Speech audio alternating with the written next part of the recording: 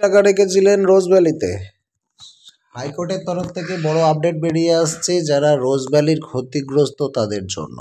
মন দিয়ে শুনবেন, কারণ যারা অন্যান্য কোম্পানিতে টাকা রেখেছেন তাদেরও আপডেট শীঘ্রই আসছে, এবং এই আপডেট যদি আপনারা ঠিকঠাকভাবে বুঝতে পারেন তাহলে আপনাদের যে কোম্পানিতে টাকা রাখা আছে তারও সুরাহার খবর আস্তে আস্তে পাবেন। আপনাদেরকে যেটা করতে হবে, মন দিয়ে ভিডিওটি দেখার পাশাপাশি একটু শেয়ার করে দিতে হবে, যাতে করে অন্যান্য ক্ষতিগ্রস্তরা বিষয়টি জানতে পারে। এই যে খবরগুলো তাদের যেন মিস না হয়ে যায়, কারণ আপনারা জানেন অলরেডি 6টা কোম্পানি টাকা ফেরত দেওয়ার একটা প্রস্তুতি শুরু হয়েছে, এবং যে আদালতের তরফ থেকে কমিটি গঠন করে দেওয়া হয়েছে, একটা অনলাইন ওয়েবসাইট লঞ্চ করে দেওয়া হয়েছে, সেখানে অনলাইন অ্যাপ্লিকেশন করার মাধ্যমে টাকা ফেরত পাওয়া শুরু হয়েছে। ইতিমধ্যে অ্যালকেমিস্ট টাকা ফেরত দিতে স্টার্ট করেছে, পৈলান টাকা ফেরত দেবে, তার সঙ্গে সঙ্গে আরও বেশ কয়েকটা কোম্পানি টাকা ফেরত দেবে। ভিভ জিওর এই সমস্ত কোম্পানিগুলো রয়েছে, ছটা লিস্টে রয়েছে। তারপরে বাকিগুলোকেও কিন্তু লিস্টে আনার চেষ্টা চলছে, এবং যে সমস্ত কোম্পানি চিট করেছে সাধারণ মানুষকে, তাদের যে সম্পত্তি সেগুলো বাজেয়াপ্ত করে সাধারণ মানুষের আমানতকারীদের যে কষ্টার্জিত ধন তার আসল টাকাটা অন্তত ফেরত দেওয়ার ব্যবস্থা করতে চাইছে সরকার। সুদ না হলেও আসল টাকাটা ফেরত পাওয়া যাবে। প্রথম দিকে যারা ছোট ছোট সার্টিফিকেটগুলো করেছিলেন, অর্থাৎ ছোট অ্যামাউন্টের যে টাকার পলিসিগুলো করা আছে সেগুলোকে আগে রিটার্ন করা হবে, তারপর ধীরে ধীরে বড়গুলো সমস্ত রিটার্ন করার চেষ্টা চলছে।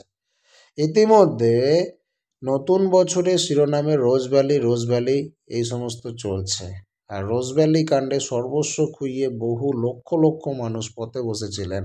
তবে আদালতের নির্দেশে ধীরে ধীরে আশার আলো দেখতে শুরু করেছিলেন আমানতকারীরা। এরই মধ্যে রোজ ভ্যালির বাজেয়াপ্ত করা 22টি হোটেলের ব্যবসার গতিবিধি নিয়ে ইডির অবস্থান জানানোর নির্দেশ দিয়েছে কলকাতা হাইকোর্ট।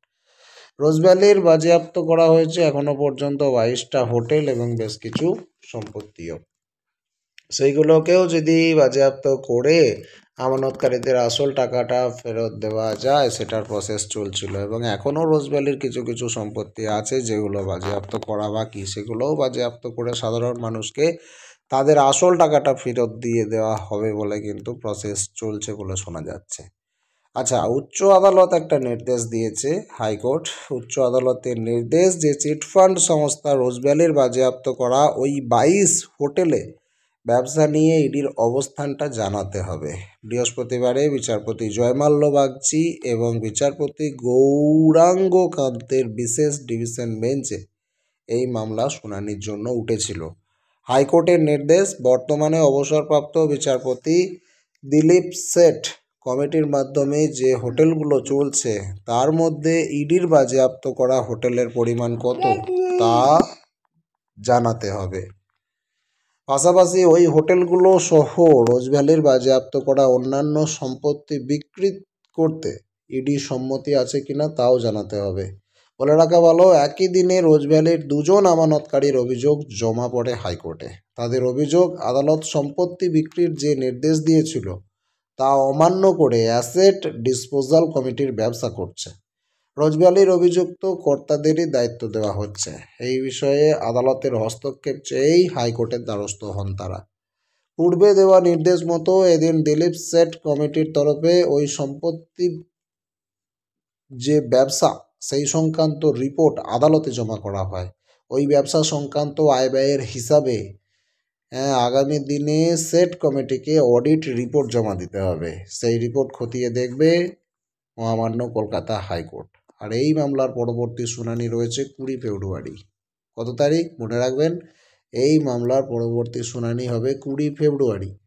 সেদিন দিলীপ শেঠ কমিটির রিপোর্ট খতিয়ে দেখে হাইকোর্টের কি পর্যবেক্ষণ দেয় সেদিকে নজর কিন্তু থাকছে সকলের।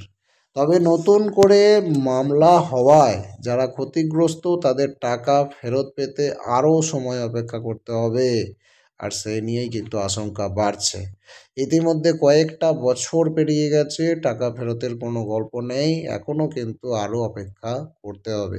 তবে 20 ফেব্রুয়ারি কী হচ্ছে সে বিষয়ে আপডেট অবশ্যই আপনাদেরকে দেওয়ার চেষ্টা করব। আর এই বিষয়ে আপনাদের মতামত কমেন্ট সেকশনে লিখুন। 20 ফেব্রুয়ারির আপডেট পাওয়ার জন্য চ্যানেলটিকে সাবস্ক্রাইব করে রাখতে ভুল করবেন না, যাতে করে কোনো আপডেট মিস না হয়ে যায়। দেখা হচ্ছে পরের ভিডিও নিয়ে, ফিরে আসছি। প্রত্যেকে ভালো থাকবেন। ধন্যবাদ।